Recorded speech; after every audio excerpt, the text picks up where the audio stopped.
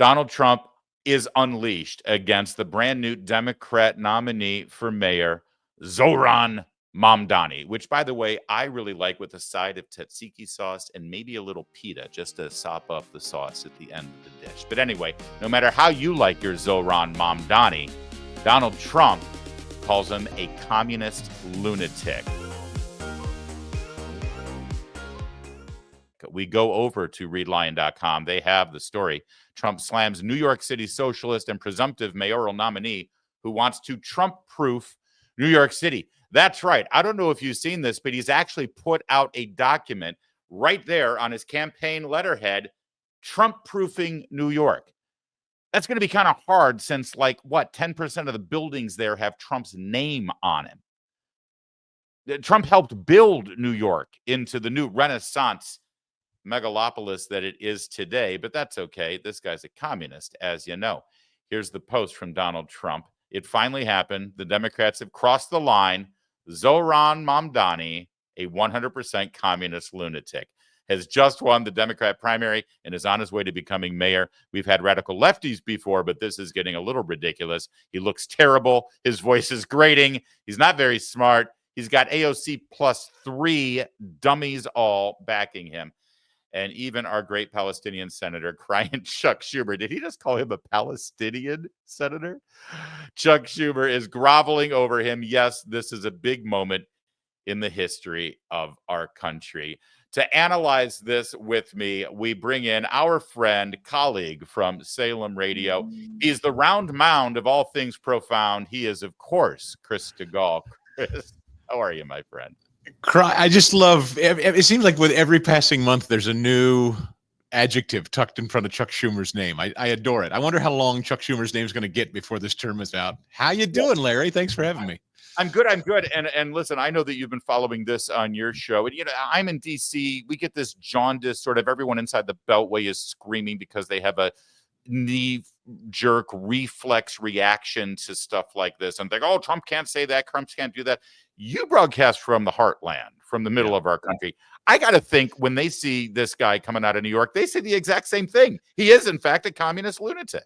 I don't know how you can dispute it. I mean, most people where I live don't want to go to New York now, never mind when he gets a hold of it. So, you see people like Cynthia Nixon, this actress who was all enthused about it. And it seems that our friend Bonchi, over at Red State, similarly made a point that this is not just illegals. Stephen Miller suggested maybe it was illegals that made this happen.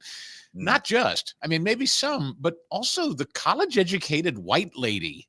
Yeah. This is something that Republicans, quite frankly, need to keep a sharp eye on.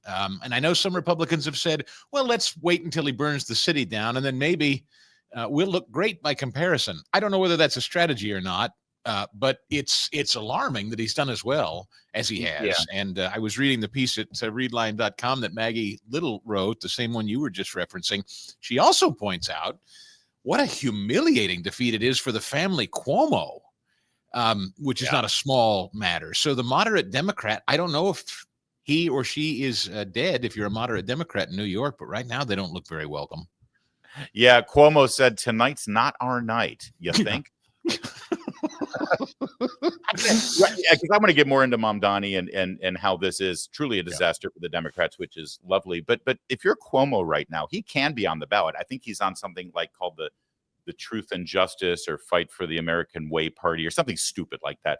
I mean, actually, no, I like the idea of fighting for the American way. What I'm saying is it's not a real legitimate political party. Yeah. If you're Cuomo, do you go through with this? Do you just lost your own party? I mean, he's a part of a family dynasty and that's rejected him. Do you still sort of deal with the humiliation of trying to run in November on this made up party name? I can't imagine. I just can't. I mean, and don't forget Eric Adams, who I don't think is a small matter in it. Our friend Curtis Sliwa. I know you know Curtis. Curtis is going to hang around. I don't know if you're going to be able to talk Curtis of getting out of the way. So it's one of those things that if all of them stay in this thing, the vote will be so splintered, it's going to be a cakewalk for this lunatic. I've been speculating here every day. Do you think Trump actually endorses Adams? I mean, that would be sort of the 3D chess move, wouldn't it?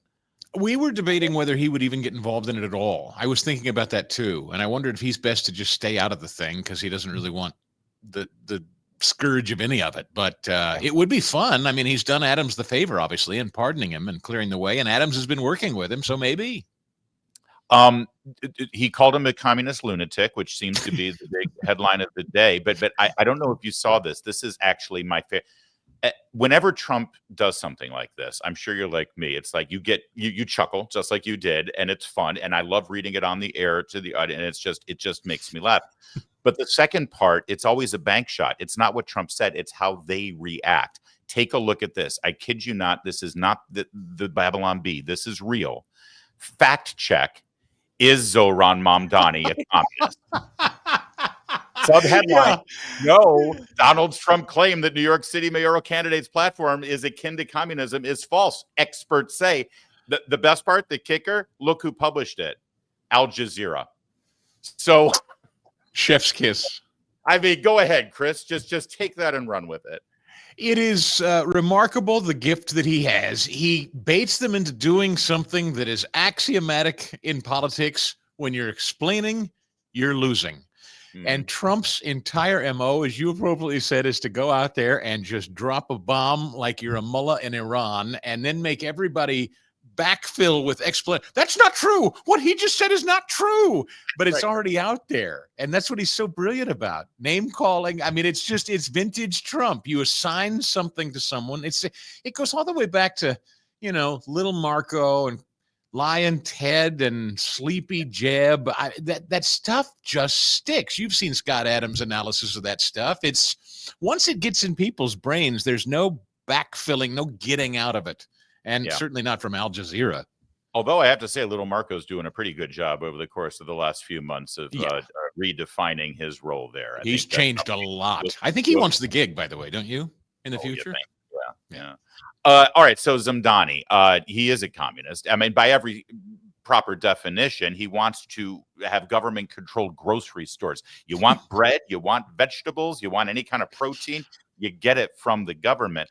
I've heard people say, well, some states, regulate booze and liquor, and you have to get that through the state-run stores. So what's the difference?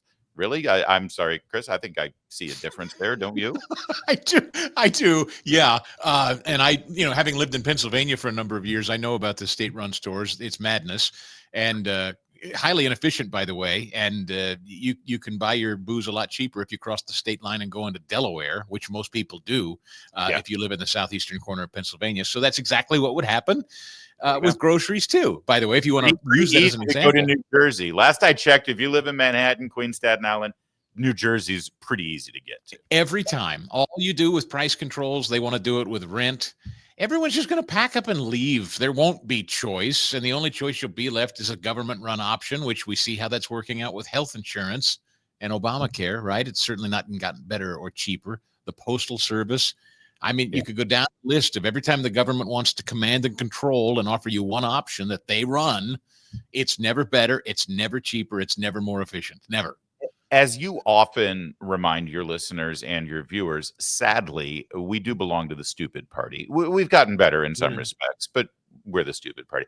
Are we going to be able to figure out, are Republican elected officials going to be able to figure out how to make every single Democrat in this country, either an elected official or a candidate for office, are they going to figure out how to hang this guy around their neck? That they need to do to every Democrat what the media and Democrats do to Republicans when David Duke, burps some sort of nonsense, right?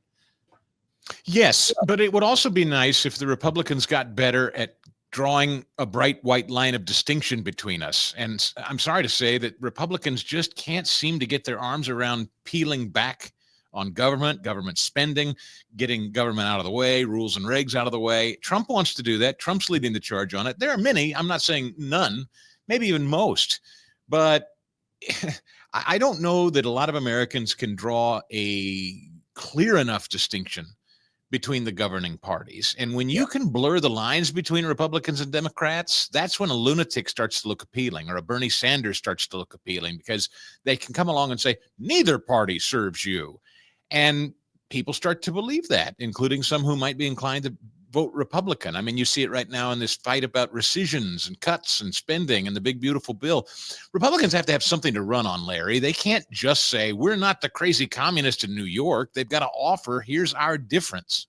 Well, I would think so, except the Democrats don't seem to have anything to run on until this guy came along. Their entire message for the last 10 years is just stop Trump. Trump's a bad orange racist. Real fast, I don't mean to fact check you, but you just referred to Mamdani as a lunatic, and it is properly, it's a communist lunatic. Okay, let's get it accurate here. We're not CNN.